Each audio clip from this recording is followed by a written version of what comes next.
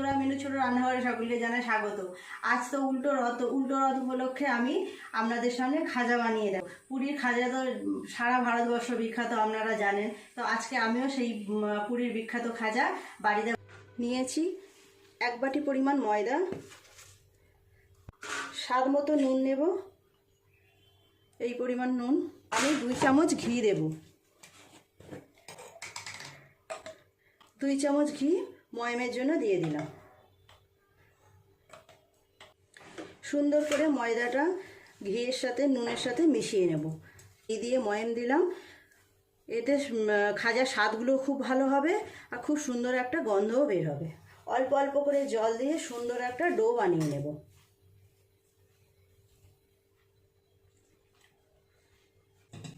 পুরীর খাজা সারা ভারতবর্ষে বিখ্যাত, সবাইরই খুব পছন্দের একটা মিষ্টি।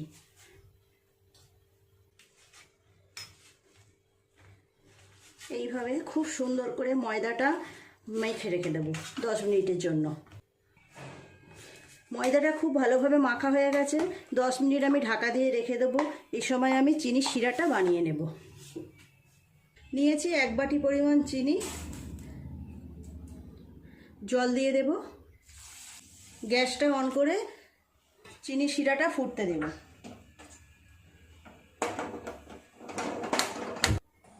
চিনির শিরাটা খুব ভালোভাবে ফুটে গেছে।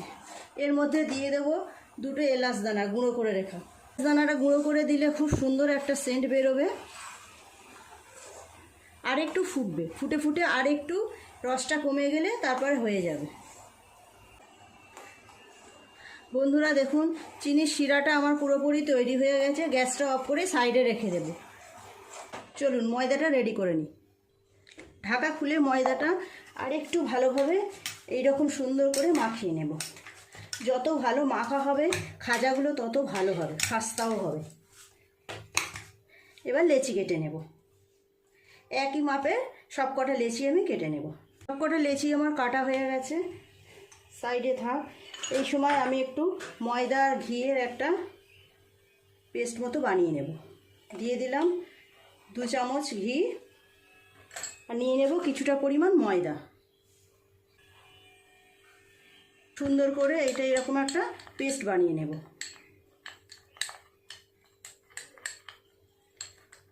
রেখে দেবো সাইডে।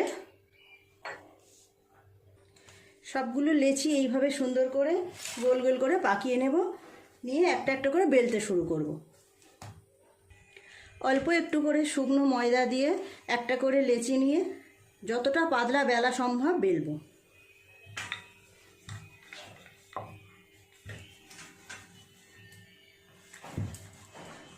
যত পাতলা বেলা হবে খাজাগুলো খেতেও তত বেশি ভালো লাগবে। এই দেখুন, একটা রুটি আমার বেলা হয়ে গেল। খুব পাতলা করে বেলেছি, এই রকম পাতলা করে বেলতে হবে। এইভাবে বাকিগুলোকেও বেলে নেব।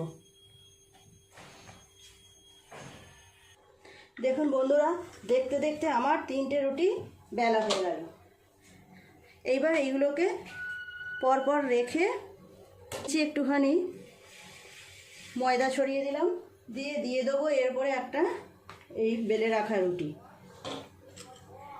এর উপর থেকে দিয়ে দেব ঘি আর ময়দা মেশানো পেস্টটা।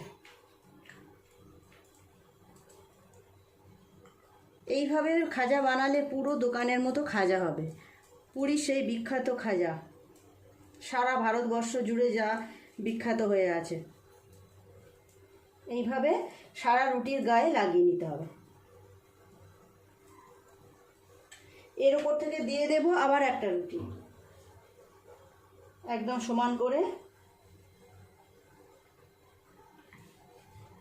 আবার এর উপর থেকে এই একইভাবে এই পেস্টটা দিয়ে দেব।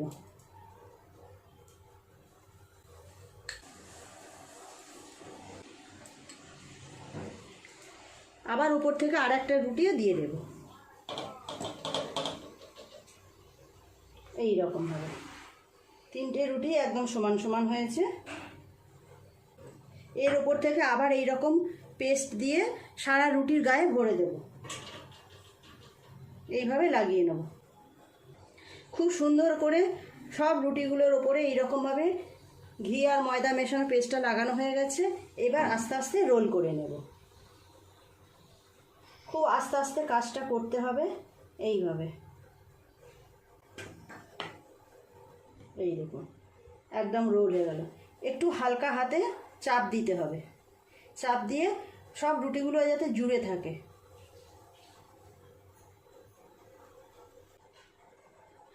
এইভাবে হালকা হাতে চাপ দিয়ে দিয়ে রোল করে নিয়েছি।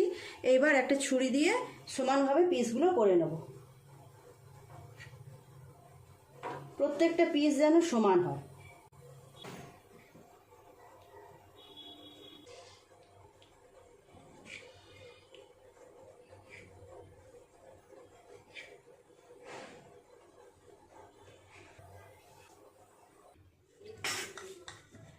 আরও একটা এইভাবে বেলে নিলাম। দেখতে দেখতে আমার অনেকগুলো খাজা বেলা হয়ে গেছে। তেলটা গরম করতে দিয়ে দিই ভাজার জন্য। কড়াইটা বসিয়ে তেল দিয়ে দেব।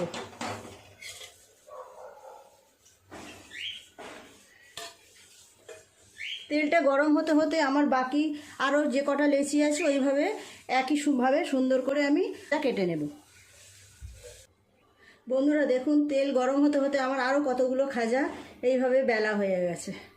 এবার এক এক করে সব খাজাগুলোকে ভাজা করে নেব। প্রথমে যে খাজাগুলো বেলে রেখেছিলাম সেগুলো আগে তেলের মধ্যে দিয়ে দেব একটা একটা করে।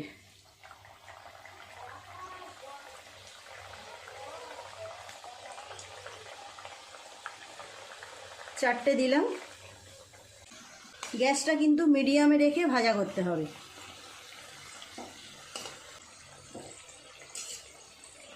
এইভাবে উল্টে পাল্টে একটু লাল লাল করে খাজাগুলোকে ভেজে নিয়ে তেল ঝরিয়ে দিয়ে দেব আমি রসের শিরায়।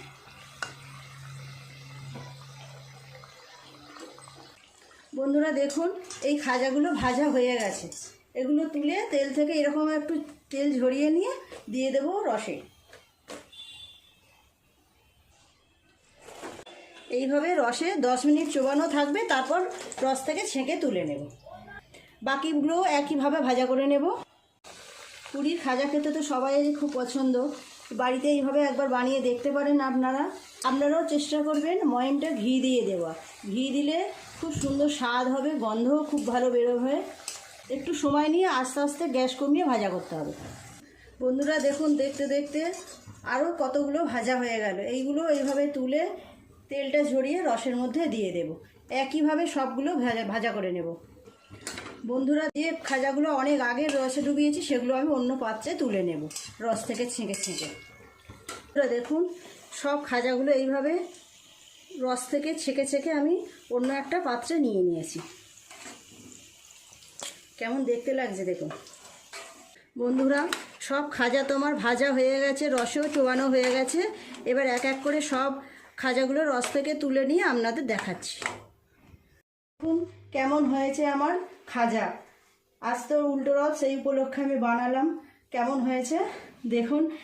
যদি ভালো লেগে থাকে রেসিপিটা তাহলে একটা লাইক করে দেবেন, আর আমার চ্যানেলটিকে সাবস্ক্রাইব করে পাশের বেল ঘন্টিটা ক্লিক করে দেবেন। আমার এই ভিডিওটি শেয়ার করে আপনাদের মানুষদেরকেও একটু দেখার সুযোগ করে দেবেন। তো সবাই ভালো থাকবেন। দেখা হচ্ছে নতুন কোনো ভিডিওর সাথে। নমস্কার।